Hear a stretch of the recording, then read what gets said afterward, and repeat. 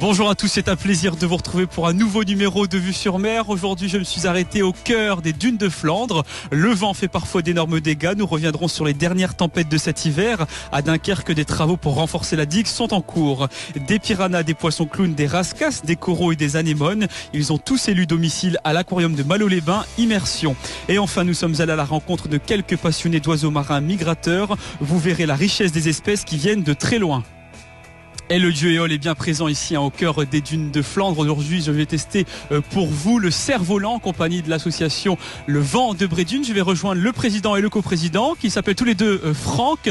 Bonjour messieurs, merci de m'accueillir ici sur la plage de Brédune. Vous êtes en plein préparatif où vous allez m'expliquer un petit peu les différentes pratiques du cerf-volant parce que ce n'est pas seulement pour les enfants. Évidemment, on a tous fait ça quand on était petit, mais aujourd'hui, au cœur de votre association, il y a beaucoup de bénévoles et de passionnés. Oui, tout à fait. Donc l'association a été créée il y a 3 ans maintenant. Elle réunit les passionnés de Brédune et environ sur le cerf-volant. Donc avec Francky, on s'est mis d'accord pour créer, on va dire, une dynamique sur le cerf-volant, surtout sur les points sécurité, les points pratiques, pour indiquer aux personnes que effectivement à la base c'est pour les enfants, mais pratiquer à un certain niveau, il y a des risques et des règles à respecter. Parce qu'évidemment, il y a des cerfs-volants de toute taille. On en voit là derrière nous, le tout petit et puis celui-ci qui est beaucoup plus grand. On va voir tout cela dans quelques instants. Moi, je suis très intéressé parce que c'est vrai qu'on voit ça sur la plage à toute saison, justement, parce que là, nous sommes en plein hiver. Aujourd'hui, est-ce que les conditions climatiques, d'ailleurs, sont bien réunies pour pratiquer le cerf-volant ? On va pas se le cacher, pas du tout. Alors pas du tout ciel humide, donc pour les voiles c'est pas le top. On a un vent de terre, donc le vent de terre est irrégulier, rafaleux, donc dangereux. Et avec les appartements que nous avons derrière, on ne peut pas pratiquer comme on veut. Et le vent peut venir fort, peut venir stopper d'un coup. Donc pour la personne qui va pratiquer, si elle ne connaît pas, elle va être surprise par les rafales de vent. Donc ça ne va pas tirer au début. Et d'un coup, le vent se lève et là, il peut partir et avoir des blessures assez importantes. Alors quels sont les cerfs-volants que vous utilisez ? Il y a différentes pratiques.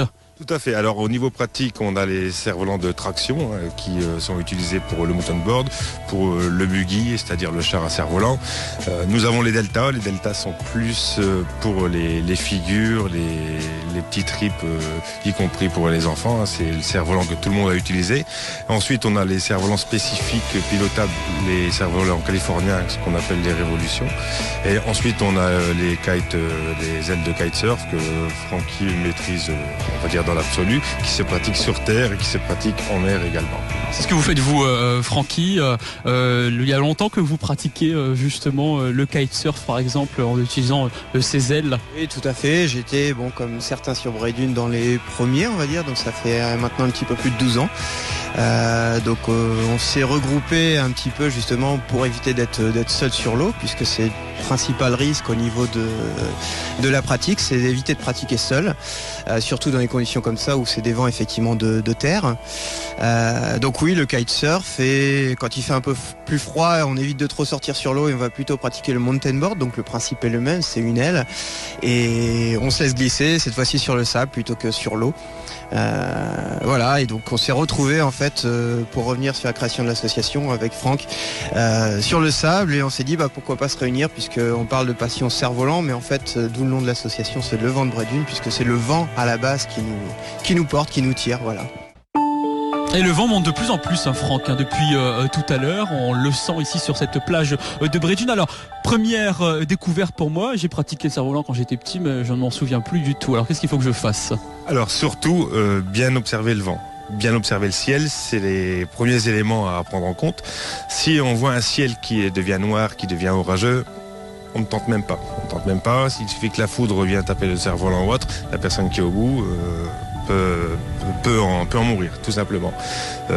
Pas sous-estimer non plus le vent. Si on sent que c'est trop fort, si on sent qu'on a du mal à tenir, on arrête. La nature reste maître du jeu, on va dire.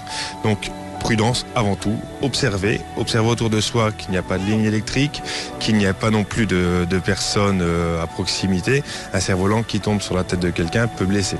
Il faut surtout garder à l'esprit que un cerf-volant, c'est un jeu, mais ça peut aussi devenir une arme par destination si on l'utilise à mauvais escient.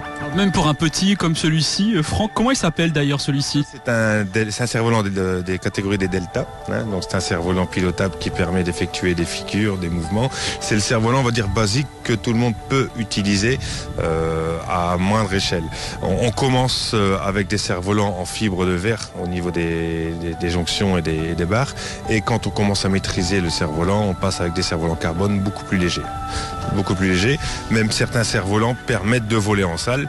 On va prendre le cas du Revo, on va prendre le cas du Delta, des cerfs-volants qu'on appelle ultralight. Eux peuvent décoller sans vent.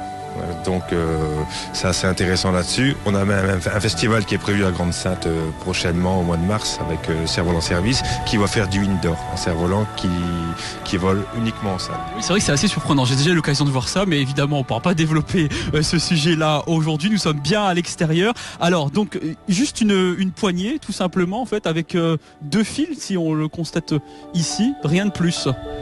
Là, cette poignée ici, c'est l'enrouleur. Donc, c'est ce qui permet de ranger nos lignes autour de cet enrouleur. Et ensuite, on va venir récupérer les 2 sangles pour pouvoir piloter le cerf-volant. Donc, c'est des cerfs-volants qui demandent de la dextérité, qui se pilotent avec les doigts et non avec les mains. Alors, je prends une sangle dans la main. La rouge dans la main gauche par exemple, la bleue dans la main droite également. Et puis là maintenant, je vais vous passer le micro et vous allez me dire un petit peu ce qu'il va falloir que je fasse si le vent veut bien m'aider. Alors surtout, ce qu'il faut garder à l'esprit, c'est que le cerf-volant fonctionne avec une plage de vent, d'accord ? C'est-à-dire que vous allez aller de gauche à droite, mais à un moment, vous allez sentir le cerf-volant ne voudra plus avancer. Il sera en fin de fenêtre, en bord de fenêtre exactement, d'un côté comme de l'autre. Donc nous, quand on fait des ateliers avec les enfants, on leur fait faire un point simplement au sol, d'accord ? Et ensuite, c'est à lui de définir son bord de fenêtre. C'est-à-dire que quand il saura que son cerf-volant va s'arrêter en bord de fenêtre ici, il va faire un repère là, par exemple. Il va partir de l'autre côté, il va faire également un autre repère.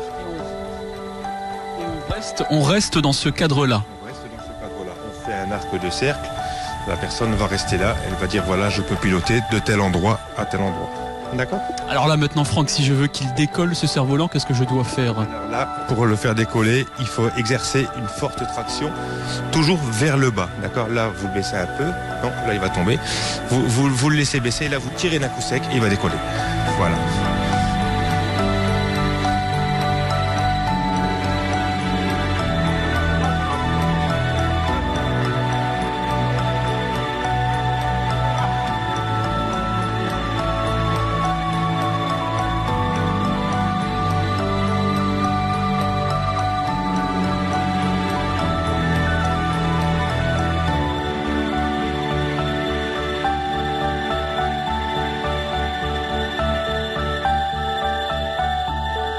Eh bien, c'est pas facile, Franck. Hein.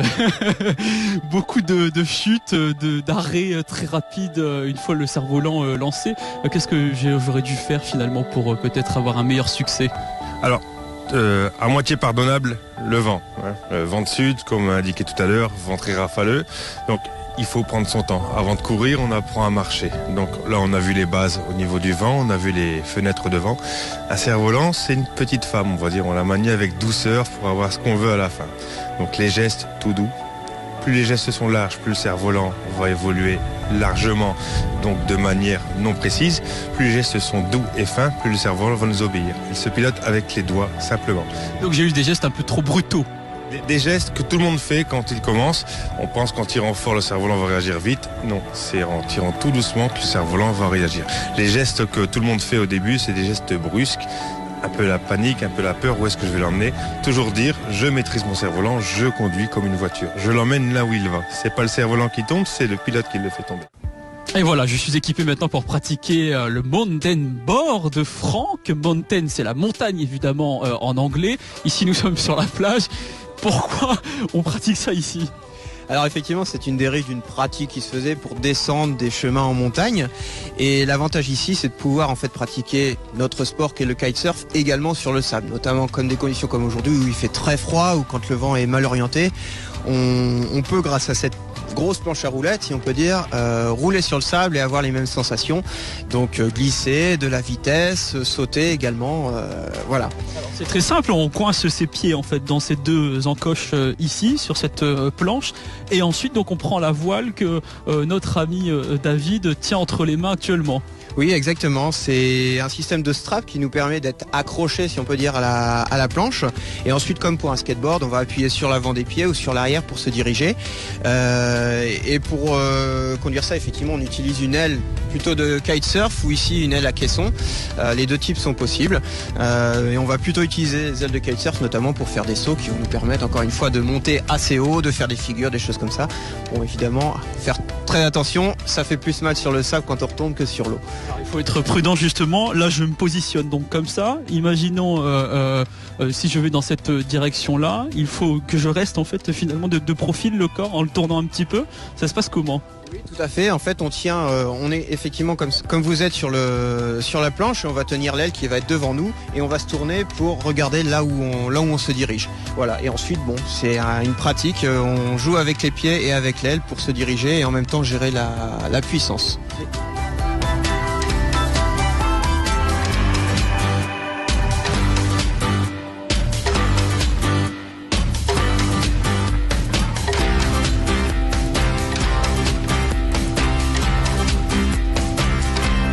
Alors je viens de le constater, Franck, ça n'est pas si évident que ça. Pour faire le mountain board, il y a une puissance énorme, comme me le montrait en fait David. Le corps est vraiment entraîné. Ça n'est pas du tout possible en fait de faire ça la première fois là comme aujourd'hui pour moi.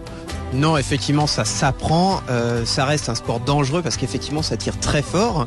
Et donc, en général, on conseille d'apprendre d'abord la manipulation de l'aile. Donc, on est sur le sable, debout, c'est beaucoup plus simple, comme a pu effectivement vous le montrer David. Et ensuite, on va se mettre sur le mountain board, sur la planche, et y aller tout doucement. Donc, d'abord, on maîtrise l'aile, et ensuite, on va petit à petit se mettre sur la planche et apprendre à rouler, à faire quelques mètres. Et après, plus on pratique et plus on est à l'aise. Et voilà. Alors Christophe, là vous êtes en train d'utiliser un cerf-volant que je ne peux pas utiliser parce qu'apparemment il faut beaucoup d'entraînement, plusieurs mois, plusieurs années. Plusieurs mois, oui, certainement. Enfin, pour apprendre les bases, ça va très vite, mais après, si on veut vraiment jouer avec, plusieurs mois sont nécessaires. Alors dites-moi un petit peu justement quelles sont les particularités en fait de ce cerf-volant. C'est un cerf-volant qui a 4 lignes, donc qui se pilote dans tous les sens, aussi bien à l'endroit, à l'envers. On fait ce qu'on veut avec. Avec un vent bien stable, on peut même aller jusqu'à le poser dans la main des gens, sur la tête. C'est une passion depuis toujours, le cerf-volant. Il y a longtemps que vous pratiquez, que vous aimez justement échanger ça avec les membres de l'association par exemple. Personnellement, ça fait depuis que j'ai l'âge de 10 ans. Et après, niveau association, ça fait 1 an que je pratique avec eux. Qu'est-ce qui vous plaît en fait quand vous faites ça ? La liberté. Pas le vent. Une fois que le cerf-volant il est en l'air, on pense plus à rien. Et voilà. C'est aussi simple que ça. Vous avez l'impression d'être comme un oiseau finalement ? Voilà, un peu comme un oiseau. Et après, quand il y a les enfants qui les voient, on voit les yeux briller. C'est ça la magie. Alors Franck et Franck, revenez vers moi s'il vous plaît. On arrive presque à la fin de cette émission. Évidemment, on a présenté un petit échantillon de ces cerfs-volants. Il y en a une multitude que vous proposez. Vous avez d'ailleurs, je crois, un projet en préparation pour peut-être un jour avoir une grande rencontre ici sur la plage de Bray-Dunes. Alors oui, un projet qui est sur le feu depuis quelques années. Donc on prend notre temps pour le réaliser. Peut-être 2014, surprise, on en parlera un jour, mais au courant de cette année, peut-être qu'on aura sur cette plage de Bray-Dunes quelque chose qui ressemble aux rencontres internationales de cerfs-volants de Berck-sur-Mer. Ça sera plus familial, plus petit, certes, mais toujours aussi magique. La famille sera au centre de l'événement, c'est-à-dire que les enfants, parents, grands-parents seront acteurs et spectateurs. Donc, on a beaucoup de projets pour 2014, on a beaucoup d'ateliers avec les enfants qui sont en route, notamment un petit 500 enfants qui vont venir ici pour mettre en vol leur cerf-volant. On a un projet avec la Martinique également, avec Garder le Cap, c'est un club local là-bas. beaucoup de projets. On me demande de rien, on se fera payer en sourire, tout simplement. Ça sera le but, de faire plaisir à tout le monde. On part du principe que même si on n'a pas les moyens de faire rouler un cerf-volant, notre asso permettra de donner ces moyens aux personnes, tout en incluant en priorité la sécurité avant tout. La sécurité effectivement et puis aussi la préservation de l'environnement. En préparant cette émission, j'ai pu lire d'ailleurs cela sur votre site internet sur le fait que c'est très important de transmettre certains messages. Tout à fait. Le cerf-volant, c'est une matière noble certes, mais quand on voit certaines personnes qui vont acheter des produits dans des magasins quelconques, on prend le sachet du cerf-volant, on le jette, on ne le ramasse pas, on va fumer sa cigarette sur la plage, le mégot on le met par terre, on ne le met pas dans sa poche, on va boire sa petite canette de boisson rafraîchissante, on jette par terre. Nous, on ne supporte pas ça. Les pratiquants en kite en mer, c'est pareil, ils vont rencontrer des sachets que les gens balancent, des morceaux de corde ou autre. La mer n'est pas une poubelle, la plage n'est pas une poubelle. Si chacun ramassait un petit peu ses déchets, je pense qu'on arriverait beaucoup mieux. Et la nature s'en porterait que mieux aussi. Tout cela, évidemment, ce sont des messages que vous pouvez faire passer au sein de votre association et auprès de celles et ceux qui viennent, comme moi aujourd'hui, participer, tester, apprendre à manier un cerf-volant, même si ça a été un peu difficile, je l'avoue. Merci à tous les deux, en tout cas, et merci à tous les membres de l'association d'avoir participé à cette émission Vue sur Mer. On peut retrouver plus d'informations sur votre site internet, levantdebrédune.fr, notamment concernant donc l'actualité qui verra peut-être le jour en 2014. Merci à vous, à très bientôt pour un nouveau numéro de Vue sur Mer. Merci de votre fidélité. Au revoir.